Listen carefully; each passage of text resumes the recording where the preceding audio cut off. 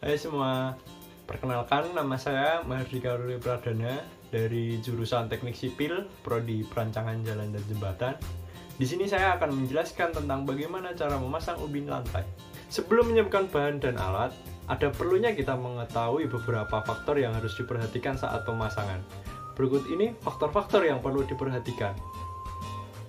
Yang pertama, menentukan jenis, model dan warna dari keramik yang akan dibutuhkan. Misalnya, untuk pembuatan lantai eksterior atau interior.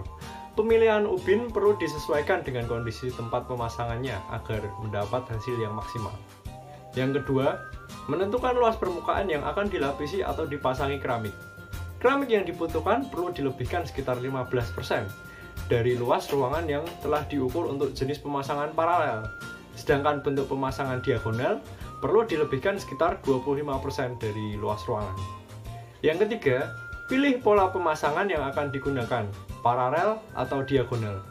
Pemasangan ubin secara diagonal perlu membutuhkan lebih banyak keramik karena banyak keramik yang akan dipotong pada tepi ruangan. Lalu berikut ini merupakan bahan-bahan dan juga peralatan yang diperlukan dalam proses tahapan pemasangan ubin keramik.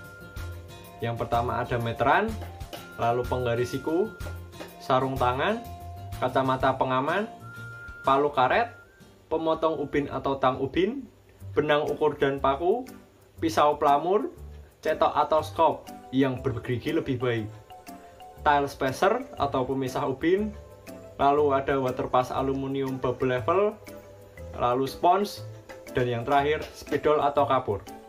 Setelah mengetahui faktor-faktor yang mempengaruhi pemasangan ubin dan alat serta bahan yang diperlukan, berikut merupakan langkah-langkah dalam pemasangan ubin.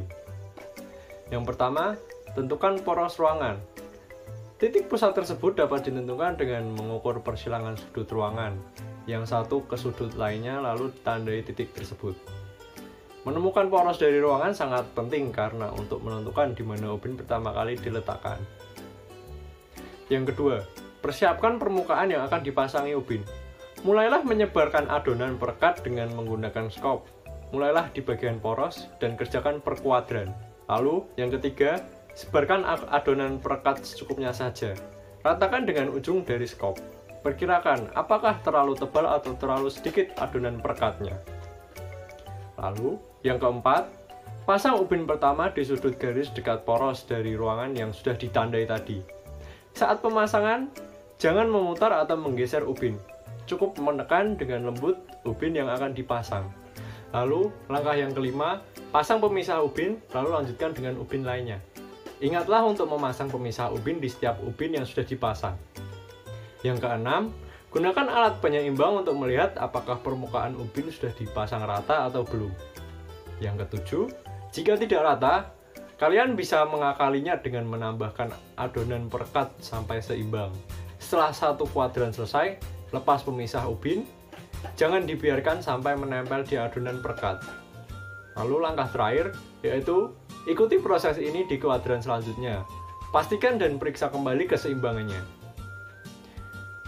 Tunggu sampai adonan perekat kering, biasanya butuh waktu sekitar semalam atau sehari. Setelah kering, kita akan ke langkah selanjutnya, yaitu mendempul sisi-sisi ubin. Dalam melakukan pendempulan, langkah pertama yang dilakukan yaitu lakukan pendempulan pada bagian kuadran yang pertama kali dipasangi ubin. Gunakan perata dengan dasar karet, gunakan adonan dempul secukupnya saja. Jika arahnya diagonal, tekan adonan sampai sejajar dengan ubin. Ratakan adonan ini dengan menggunakan perata, maka kalian akan melihat adonan dempul yang halus di tiap celah ubin. Lalu langkah ketiga, tunggu beberapa menit agar dempulan tercampur dan kering. Yang keempat, gunakan spons untuk membersihkan adonan yang berceceran di ubin. Jangan menekannya terlalu keras saat membersihkannya. Periksa juga secara teliti campuran tersebut. Lanjutkan proses ini di setiap kuadran. Tunggu sampai kering sekitar seminggu, lalu Anda bisa mengepel dan membersihkan adonan dempul yang tersisa. Sekian penjelasan dari saya. Mohon maaf apabila ada kekurangan. Terima kasih.